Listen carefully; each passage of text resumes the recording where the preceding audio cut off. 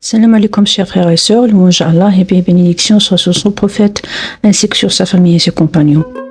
Aujourd'hui nous allons parler de la mission du compagnon Amr ibn Umayya ad-Damri qui s'est déroulée en 627 et qui correspond à l'an 4 de l'Hégire. Bien sûr, quand je dis compagnon, ça veut dire compagnon du prophète Mohammed sallallahu alayhi wa sallam. Donc c'est un musulman. Ce compagnon musulman, Amr ibn Umayya ad-Damri, fut envoyé assassiner le chef de la tribu de Quraysh et opposant acharné de l'islam et du prophète, qui est Abu Sufyan. Cet assassinat avait pour objectif de venger l'assassinat du compagnon musulman Khubayb ibn Adi, voir l'épisode précédent lors de l'expédition d'Ar-Rajih, car Khubayb ibn Adi avait déjà tué le père de Uqba ibn al-Haritha dans une bataille précédente. Donc c'était un enchaînement de missions et de vengeance. Le chef mécois Abu Sufyan, le fervent opposant de l'islam et du prophète Mohammed sallallahu alayhi wa sallam, concerné par ce cercle de représailles, n'a pas lâché prise. Sa soif de vengeance ne s'est pas éteinte à la Mecque. Il ne laisse jamais passer une réunion, une rencontre entre mécréants bien sûr, opposants, pour mettre sur la table le projet de l'assassinat du prophète Mohammed sallallahu alayhi wa sallam. Une fois, quand une de ces réunions est terminée et que ceux qui étaient présents à cette réunion sont partis, chacun est parti chez lui ou voit qu'il a ses préoccupations, un homme a rejoint Abu Sufyan pour lui parler seul, tête à tête. Une fois chez lui, et une fois Abu Sufyan chez lui, cet homme-là lui dit « Oh Abu Sufyan, si tu veux me soutenir, c'est-à-dire en argent ou en protection, j'accomplirai cette mission pour vous, car je suis un guide connaisseur des fins fonds du Sahara, et j'ai en ma possession un couteau aussi fin que la plume de l'aigle. Personne ne peut le voir si je le cache sous mes vêtements, donc je serai à la hauteur de cette mission. Si vous voulez m'en charger. » Abu Sufyan, tout content, lui répondit « Tu es notre homme de main. » Donc recherché il y a longtemps, et satisfait de sa proposition, il l'a doté d'un chameau et l'a pourvu d'une somme d'argent pour accomplir la mission pour cette sale besogne. Il lui recommanda de se tenir en secret, sinon s'il y a une fuite, on pourra apporter ça au prophète Mohammed sallallahu alayhi wa sallam. Il répondit « Cet homme de main, ce sbire, il répondit « T'inquiète, secret de Dieu, comme on dit. » Le sbire de Abu Sufyan s'est mis en route de la Mecque vers Médine. Il a marché pendant 5 nuits et arriva à Médine la 6e nuit. Le lendemain matin, il a commencé à chercher le prophète Mohammed sallallahu alayhi wa sallam, mais il savait pas à quoi il ressemble. Il demandait aux passants où est le prophète Mohammed. Il est allé jusqu'à dans sa mosquée et a demandé aux compagnons qui étaient là-bas, qui l'informèrent qu'il est allé chez la tribu de Banu al-Ashal, une tribu qui a cru à lui, une tribu musulmane de Médine. Et ce sbire de Abu Sufyan continua son chemin, sa quête sur le dos de son chameau jusqu'à chez cette tribu où il a trouvé le prophète Mohammed sallallahu alayhi wa sallam assis avec des compagnons issus de cette même tribu, de cette tribu musulmane bien sûr, dans leur mosquée. À peine a-t-il mis ses pieds dans la mosquée, le prophète Mohammed sallallahu alayhi wa sallam l'a vu. Il a dit à ses compagnons, cet homme ne nous veut pas du bien, mais Allah se mettra entre moi et lui. Peut-être que cet homme avait la tête d'un assassin, peut-être que pas, mais en tous les cas, c'est Allah subhanahu wa ta'ala qui a inspiré des choses à son prophète. Le prophète Mohammed sallallahu alayhi wa sallam n'était pas visible d'entre ses compagnons, car il se fondait dans la foule.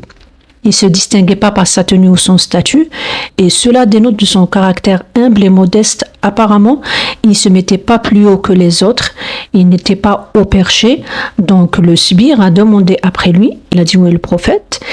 Le prophète lui répondit que c'était moi, qu'est-ce que tu veux?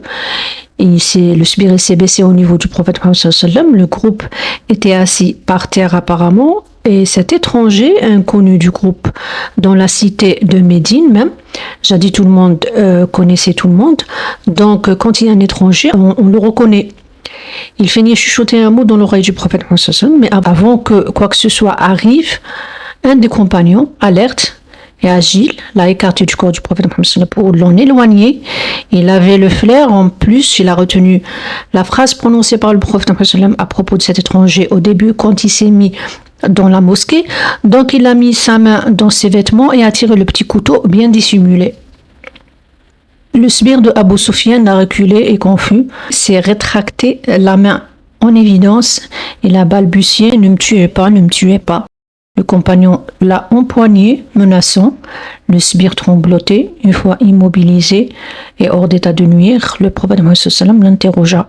Il lui dit « Dis-moi la vérité, tu es à la solde de qui t'a envoyé et pourquoi? Si tu dis la vérité, par contre, tu ne risques rien. » Le sbire répondit est-ce que tu me garantis la sécurité si je vous dis la vérité? Le prophète Mohammed sallam répondit oui. Le sbire racontait en effet la vérité dans le détail. Il lui a dit que c'était l'idée de Abu Sufyan et lui c'est juste un exécutant. Le prophète Mohammed sallam ordonna de le retenir chez le compagnon qu'il a arrêté en attendant d'arriver à une décision. Il faut d'abord s'assurer de la véracité de ses propos, ensuite décider quoi en faire. Le lendemain, le prophète Mohammed sallam le laissa partir en sécurité. Il a décidé de le libérer, le rassurant qu'il risque rien. Il peut aller où il veut, parce qu'il a dit la vérité. Il peut aller où il veut, faire ce qu'il veut, mais lui proposa mieux. Je suis sûr que vous allez deviner qu'est-ce que c'est. Ce mieux, c'est de se convertir en islam. Le sbire accepta bien entendu, puisqu'il a apprécié la tolérance du prophète Mohammed sallallahu alayhi wa sallam pour lui. La tolérance, c'est la parole d'honneur. Une tolérance peut-être qu'il n'a pas mérité, mais qui lui a valu la conversion à la nouvelle religion. Et qu'y a-t-il de mieux? Puis il lui confessa qu'il n'a jamais eu peur de quelqu'un, c'est-à-dire pour aller accomplir une mission comme ça. Il pouvait tuer n'importe qui sans avoir froid aux yeux, peut-être qu'il est habitué, mais à la vue du prophète Mohammed sallallahu alayhi wa sallam, il a perdu ses moyens. Il a eu peur. Il lui confessa, il lui dit, quand tu as prédit mes intentions, il a entendu quand il a dit, cet homme ne me veut pas du bien, et il lui a dit, et tu as lu dans mes pensées malsaines, j'ai su que tu es dans le bon côté et que je suis dans le mauvais côté, motivé par Abu Sufyan, le parti du diable. Le prophète Mohammed sallallahu alayhi wa sallam souriait de bonté à entendre cette déclaration, tout content de la conversion de ce sbire de Abu Sufyan, qui séjourna quelques jours chez le prophète Mohammed sallallahu alayhi wa sallam, peut-être pour apprendre le Coran, peut-être pour apprendre mieux, pour savoir mieux sur la religion, puis quitta sa demeure pour aller chez lui. Son devenir est inconnu, son nom est inconnu, mais il n'en demeure pas moins qu'il mérite le titre de qu'Allah l'agrée, c'est-à-dire radiyallahu anhu. On ne cite pas son nom dans les biographies du prophète, mais on peut dire de lui qu'Allah l'agrée. Gardant à l'esprit que Abu Sufyan couvait le plan d'assassiner le prophète Mohammed sallallahu alayhi wa sallam, le prophète ordonna aux compagnons d'accomplir la mission, de le liquider. Donc il désigna 2 compagnons. L'un des 2 fut un compagnon fraîchement converti, qui est Amr ibn Umayya ad-Damri, et un autre qui est Salama. Ce dernier était pourtant infirme de son pied, mais il devait accompagner cet homme téméraire, Amr ibn Umayya, pour être son bras droit, et peut-être pour surveiller ou faire le guet pour lui. Donc tous les 2 ils se mirent en route. Ils avaient un seul chameau qu'ils ont monté les 2 jusqu'à la vallée du Yajaj. Quand ils sont arrivés à la Mecque, ils ont attelé leur chameau au fond d'un ravin. Donc ils sont arrivés enfin à la Kaaba, qui est dans la Mecque bien sûr. Son compagnon lui dit, le compagnon Salama dit à son compagnon, ici on commence à faire 7 circumambulations autour de la Kaaba et prier 2 rak'at, 2 unités de prière, avant de commencer la mission. Amr ibn Umayya ad-Damri était réticent, il lui répondit, je suis très connu parmi les Mecquois, je suis connu comme le loup blanc. Et si je fais les tours rituels, les 7 tours rituels, ils vont me repérer. C'est le jour, ils sont tous dehors. Mais quand la nuit tombe, ils vont rentrer chez eux et ils vont pas faire attention à ma présence. Ce serait pas très évident. Mais le compagnon tenait à faire le pèlerinage. Il a tellement insisté que Amr a finalement cédé et ils firent cette circumambulation et ont accompli 2 unités de prière de raka. Quand ils ont terminé, ils quittèrent le sanctuaire, c'est-à-dire Kaaba et ses alentours. Ils marchaient et il y avait du monde bien sûr, c'était le jour. Du va-et-vient, des assemblées, des groupes de discussion. Et au passage, il y avait un groupe d'hommes assis ensemble. Et parmi ceux qui étaient assis dans l'une des assemblées, il y avait le mécréant mécois, Muawiyah ibn Abi Sufyan. Il reconnut Amr ibn Umayya ad-Damri et cria à tue-tête. C'est Amr ibn Umayya, c'est Amr ibn Umayya. On n'a pas attendu longtemps jusqu'à ce que la nouvelle fit le tour de la Mecque. Les Mécois criaient, par Dieu, Amr ibn Umayya, il n'est pas venu ici pour accomplir une bonne action. Par Dieu, par qui nous jurons, s'il est venu ici, c'est pas pour la bonne cause. Amr était un homme connu pour son caractère impitoyable et téméraire. Avant d'embrasser l'islam, il était déjà comme ça. Donc, après avoir embrassé l'islam, il a gardé le même caractère et ça fait, c'est normal que ça fait une combinaison fugueuse. La foule des Mécois commença à grossir et se mettait à leur poursuite, de Amr ibn Umayya, son compagnon. Donc Amr ibn Umayya dit à son compagnon, partons d'ici, c'est bien ce que je craignais. Pas la peine de chercher Abu Sufyan, la mission est tombée à l'eau. Il faut penser à sauver sa peau. Ils partirent les deux à toute allure vers les collines, se cacher dans une grotte. Ils ont colmaté l'entrée avec des pierres de façon à se dissimuler. Ce compagnon musulman, Amr ibn Umayya, dit à son compagnon, attendons ici que la traque se relâche. Ils étaient à l'intérieur de la grotte, ils étaient encore dans la grotte quand ils entendirent le bruit d'un cheval s'approcher. Le cheval appartenait à un homme qui s'appelle Uthman ibn Malik. Il arriva petit à petit. Il trottait, cet homme, il était en train de faire paître son cheval, mais il ne faisait pas partie de la traque. Il s'approcha de plus en plus de la grotte jusqu'à atteindre son entrée. Le compagnon musulman Amr ibn Umayya dit à son compagnon, et à tout prix à l'extérieur, il y a Ibn Malik. Par Dieu, s'il nous voit, il va nous dénoncer à toute la Mecque. Il est donc sorti, Amr ibn Umayya, il est sorti, il avait le doigt sur la cachette. Il n'a pas attendu longtemps, il n'a pas attendu une seconde pour sortir le poignard et le lui planter sous sa poitrine. L'homme tomba de tout son long et poussa un cri strident que tous les Mécois ont entendu. Ceux qui étaient encore là dans les parages, à la recherche des deux fugitifs, ont entendu le cri de la mort et se sont précipités à l'origine du cri. Ils se sont approchés de lui, de ce Malik qui avait son cheval. Ils se sont approchés de lui, tandis que le compagnon musulman Amr ibn Umayya retournait à sa cachette et il disait à son compagnon, reste là où tu es.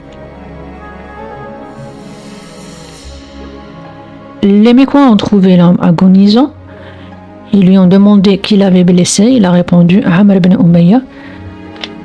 Et tout de suite, il a rendu son âme.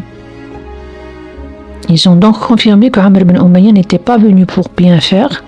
En même temps, il n'était pas loin de l'endroit du crime, puisque c'est lui l'œuvre de l'assassinat de leur compagnon et qu'ils ont perdu leur homme bien avant qu'il leur indique l'endroit de la cachette de Amr ibn Umayya. Les Mécois, occupés à emporter la dépouille de leur compagnon, ils ont oublié de continuer la recherche et les deux compagnons musulmans ont passé 2 nuits dans la grotte jusqu'à ce que la poursuite cesse. Puis ils sont sortis, se sont mis d'accord pour récupérer la dépouille de leur compagnon martyr Khubayb, qui était crucifié sur un échafaud à la place de At-Tan'im. Il y avait la garde là-bas. Et le compagnon de Amr ibn Umayya lui a dit, que penses-tu si on va aller là-bas pour faire descendre Khubayb de l'échafaud pour récupérer sa dépouille? Son compagnon lui demande où est-il? Il lui dit là-bas. Très bien. Mais laisse-moi faire, c'est moi qui va s'en occuper. L'échafaud était surveillé par un garde. Alors le compagnon musulman Amr ibn Umayya dit à son compagnon, si tu as peur de quoi que ce soit, si tu appréhendes mon arrestation ou même si il me tue, ne fais rien, n'interviens pas, va juste trouver ton chameau et va chez le prophète Mohammed sallallahu alayhi wa sallam, rentre à Médine, c'est-à-dire raconte-lui ce qui s'est passé. Profitant de la baisse de vigilance de la garde, Amr ibn Umayya s'est précipité vers la dépouille de leur compagnon Khubayb, leur compagnon martyr, l'a détaché et l'a porté sur son dos. Il était apparemment balèze, mais il a marché moins de 40 bras quand les Mécois l'ont repéré. Le compagnon Amr ibn Umayya a immédiatement jeté à terre la dépouille de Khubayb et il a dit « Je n'oublierai jamais le bruit que son corps a fait en tombant ». Puis j'ai jeté la terre sur son corps pour l'ensevelir rapidement, car les Mécois étaient à sa trousse. Il dit je courais, et il courait derrière moi. Il me poursuivait. J'ai pris le chemin d'As-Safra et j'ai réussi à m'échapper. Fatigués de cette course-poursuite, ils ont abandonné et sont partis. Donc je parle des Mécois. Ils ont abandonné la traque et sont partis. Tandis que son compagnon a rejoint son chameau, le compagnon de Amr ibn Umayya a rejoint son chameau, l'a enfourché, est allé trouver le prophète à Médine, lui a raconté ce qui y est arrivé. Il a continué sa marche, a s'arrêté à un endroit à une 60aine de kilomètres de la Mecque, et là, il est rentré dans une autre grotte, il avait des flèches et un poignard. Pendant qu'il était à l'intérieur, un berger, ce berger-là, il était grand et louche. Il entra dans la grotte, conduisant son mouton. Il y avait un mouton et une chèvre. Quand il est entré dans la grotte et l'a vu, peut-être qu'il l'a pas bien vu puisqu'il était louche. Il savait qu'il y avait un homme à l'intérieur, mais il l'a pas reconnu. Il lui dit, qui est là? Et Amr ibn Umayya répondit, je suis un homme appartenant à la tribu de Banu Bakr. Le berger répondit, je suis moi-même de la tribu des Banu Bakr, donc ils appartiennent à la même tribu. Et confiant, ce berger s'allongea près de Amr ibn Umayya et éleva la voix en chantant. Il disait, je ne serai jamais musulman tant que je suis en vie et je n'embrasserai jamais la foi des musulmans. Le compagnon musulman Amr ibn Umayya se dit à l'intérieur de lui, tu verras bientôt. Peu après, le bédouin, le berger, s'endormit et se mit à ronfler. Le compagnon musulman Amr ibn Umayya s'approchait de lui, porta le coup de grâce. Ensuite, il se précipita et prit la route comme un aigle, fuyant pour sauver sa vie. En route, il rencontra deux Mécois envoyés par la tribu de Quraysh pour les rechercher. Deux poursuivants, compagnon Amr ibn Umayya et son compagnon Salama, les a reconnus. Avant qu'il arrive à son niveau, il a pointé sa flèche et son arc vers eux, menaçant de les tuer s'ils bougent. Il les a sommés de se rendre en se ligotant, l'un ligote l'autre, mais l'un des deux a essayé de se soustraire, d'essayer de se sauver. De toute façon, Amr ibn Umayya s'est rendu compte de ça. Il était, comme je l'ai dit, rapide sur la gâchette. Donc il a tiré une flèche sur l'un des deux et l'a tué. Puis l'autre, de peur d'avoir le même sort, s'est exécuté. Il s'est ligoté lui-même et Amr ibn Umayya l'a emmené au messager de Dieu à Médine. Le compagnon Amr ibn Umayya raconte, à mon arrivée à Médine, je suis passé devant les cheikhs des Ansar. Par Dieu, ils ont dit, c'est Amr ibn Umayya, c'est Amr ibn Umayya. Des garçons jouaient là-bas et quand ils ont entendu le cri de joie à l'arrivée de Amr ibn Umayya, ils se sont accourus vers le messager de Dieu et annoncé la bonne nouvelle. Il dit, raconte, j'avais attaché les 2 pouces de mon prisonnier avec la corde de mon arc. Quand le messager de Dieu l'a regardé, ça lui a fait rire, il était tout content, il était tout content de ce qu'il a accompli. Puis, il raconte, il m'a interrogé et je lui ai tout raconté, toute l'histoire. Bien fait, a-t-il dit, il a prié pour que je sois béni.